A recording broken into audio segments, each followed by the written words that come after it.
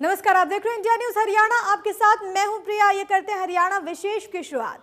प्रदेश के गृह मंत्री अनिल विज ने कहा है कि वो और डिप्टी सीएम दुष्यंत चौटाला सूबे से भ्रष्टाचार खत्म करने में जुटे हुए हैं। इसके साथ ही विज ने यह भी कहा कि शराब मामले को लेकर एसईटी की रिपोर्ट पर अब विजिलेंस पूरे प्रदेश में जांच करेगी और रिपोर्ट पर कार्रवाई के लिए सीएम ने भी मंजूरी दे दी है। हरियाणा में लॉकडाउन के दौरान हुए शराब घोटाले की जांच पूरी कर चुकी एसईटी की रिपोर्ट पर अब विजिलेंस पूरे प्रदेश में जांच करेगी। लॉकडाउन के दौरान अवैध तरीके से बेची गई शराब मामले पर चली आ रही रार के बीच अब मुख्यमंत्री मनोहर लाल ने रिपोर्ट पर कार्रवाई के लिए गृह मंत्री की तरफ से की गई सभी सिफारिशों को मंजूर कर लिया है, जिसके बाद अब एक आईपीएस और एक आईएएस अधिकारी से भी एक्सप्लेनेशन कॉल की गई है। एक आईएएस शेखर विद्यार्थी को, जो एक्साइज एंड टैक्सेशन कमिश्नर है, और एक सोनीपत की उस वक्त की एसपी प्रतीक्षा गुदारा को, उनके ऊपर उन्होंने विशेष टिप्पणी की।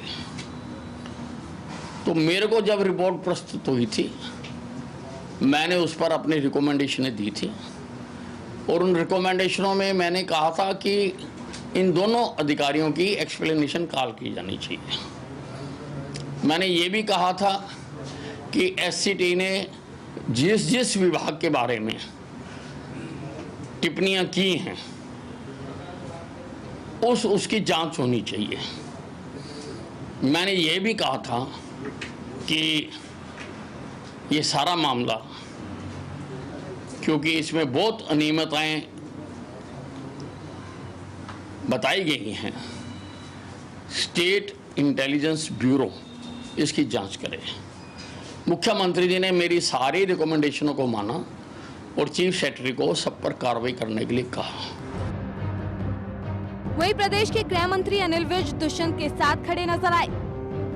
उन्होंने कहा कि हम दोनों प्रदेश से भ्रष्टाचार खत्म करना चाहते हैं और दोनों प्रदेश से भ्रष्टाचार को खत्म करने में जुटे हुए हैं। मैं और दुष्यंत चौटाला दोनों ही प्रदेश से भ्रष्टाचार के खिलाफ लड़ रहे हैं, दोनों मिलकर लड़ रहे हैं और दोनों ही हम चाह रहे हैं कि शराब का जिस प्रकार से पिछले समय में, गुजरे समय में पिछली सरकारों में लूटमार होती रही है, वो हमारे राज्य में ना हो और दोनों हम अपने अपने तरीके से उस पर रोक लगाने की कोशिश कर रहे हैं। गृह मंत्री ने साफ कह दिया है कि दुष्यंत रिपोर्ट से संतुष्ट नहीं है। बहरहाल अब शराब मामले की जांच स्टेट विजिलेंस को सौंप दी गई है और आईएएस अधिकारी शेखर विद्यार्थी और आईपीएस मनीषा गोदारा से एक्सप्लेनेशन कॉल की गई है। अंबाला से अमन कपूर, इंडिया न्यूज हरियाणा। प्रदेश सरकार ने फैसला लिया है कि अब वीकेंड पर लॉकडाउन नहीं लगेगा। सरकार ने फैसला लिया है कि अब सोमवार और मंगलवार को प्रदेश में दुकानें बंद रहेंगी। सरकार ने शहरी क्षेत्रों के लिए आदेश जारी किया। अब शनिवार और रविवार को दुकानें और शॉपिंग मॉल्स खोले जा सकेंगे। ये आदेश केवल शहरी क्षेत्रों के इलाकों के लिए लागू होंगे। आपको यहाँ पर ये बताएं कि हरियाणा सरकार ने राज्य में कोरोना के बढ़ते मामलों के मद्देनजर 22 अगस्त को ये अहम कदम उठाया था और वीकेंड लॉकडाउन का ऐलान किया था, लेकिन अब सरकार ने अपने फैसले में ये बदलाव किया है। की भावनाओं के अनुरूप जो शनिवार इतवार का बंद था उसको रद्द करके अब सोमवार और मंगलवार का बंद किया जाएगा। जहां पर इतवार को भी बंद होता है तो उनका 3 दिन का बंद ना हो जाए, उन जिलों में डिप्टी कमिश्नर इतवार को, संडे को दुकानें खोलने का डिसीजन ले सकते हैं। ये जो कोरोना के केसेस बढ़ते जा रहे हैं, ये और ना बढ़ें और इनमें कुछ रुकावट पैदा की जाए, इसलिए ये 2 दिन का जो बंद है।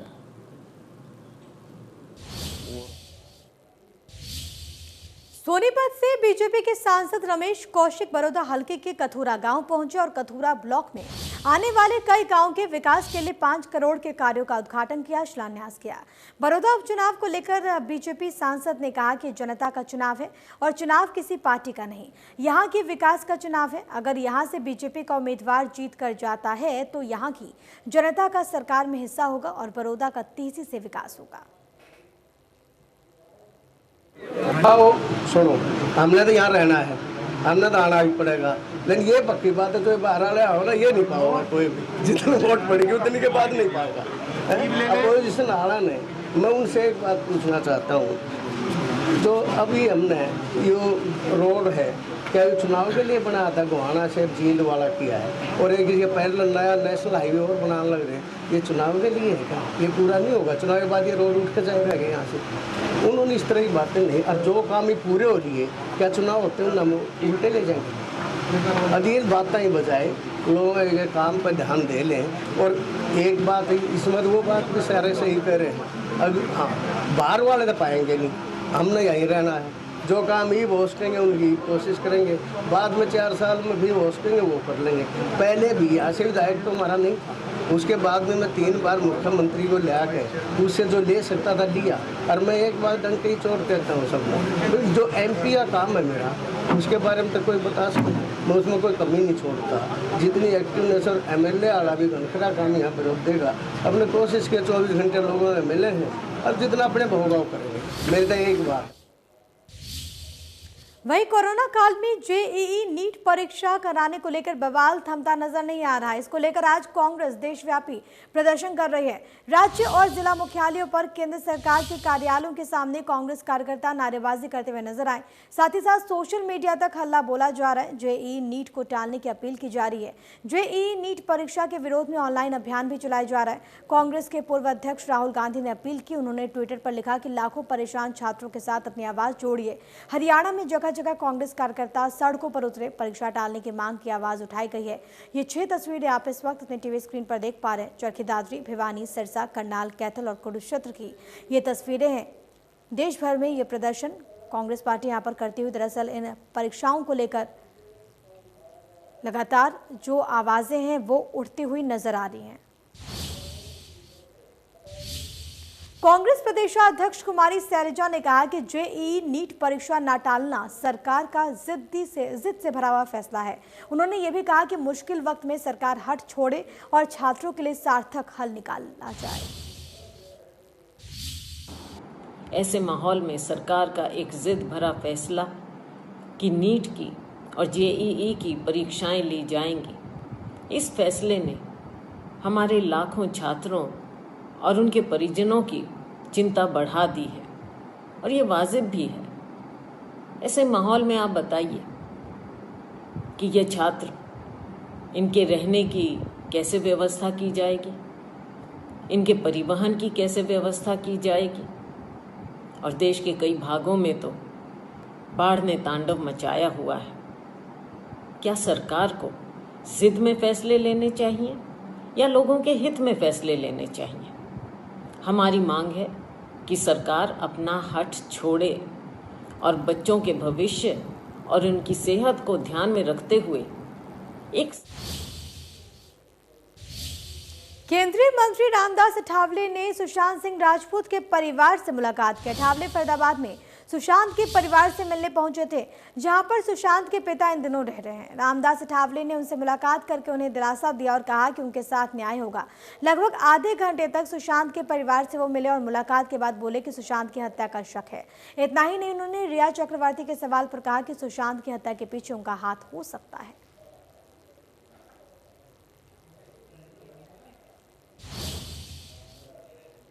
तो सुशांत के परिजनों से मुलाकात के बाद जब रामदास अठावले बाहर निकले तो उनसे बातचीत की मेरे सहयोगी देवेंद्र कौशिक ने। क्या कुछ उन्होंने कहा, सुनिए।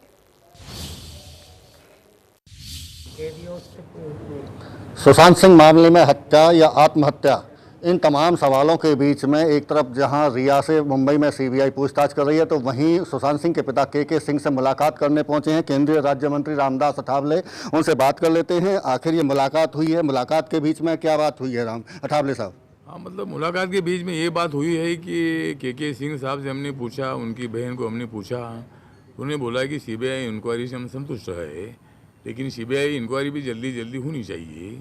मैंने भी उनको बोला है कि भाई आपने जब सीबीआई इंक्वायरी की मांग की थी तब या उसके पहले मैंने भी सीबीआई की मांग की थी।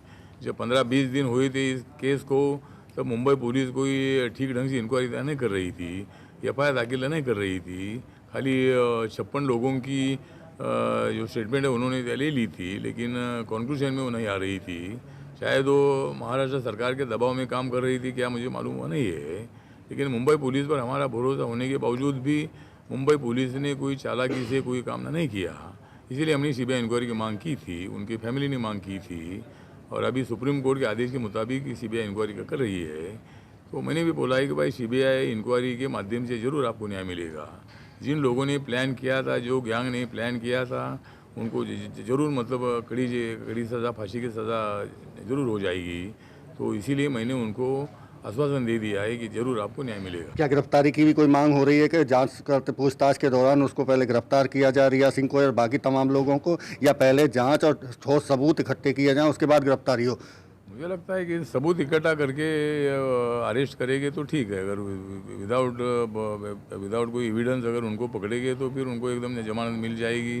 तो इसीलिए पूरा सीबीआई ने पूरी जांच करके उसमें पूरे प्रूफ निकाल कर ही कार्रवाई करनी चाहिए। जिस तरह से रिया की तरफ से बयान आया है सामने कि उनकी कोई गलती नहीं है, वो उनसे प्यार करती थी, और जो 8 तारीख से और 14 जून के बीच का जो वाकया है वो उनकी जो बहन है मीतू सिंह, उनसे पूछताछ करनी चाहिए, वो बता पाएंगी साहब? इसमें क्या मानते हैं आप? नहीं, मुझे लगता है कि रिया का तो कहना है कि वो प्यार करती थी, लेकिन उसके बावजूद भी उनके संबंध में बहुत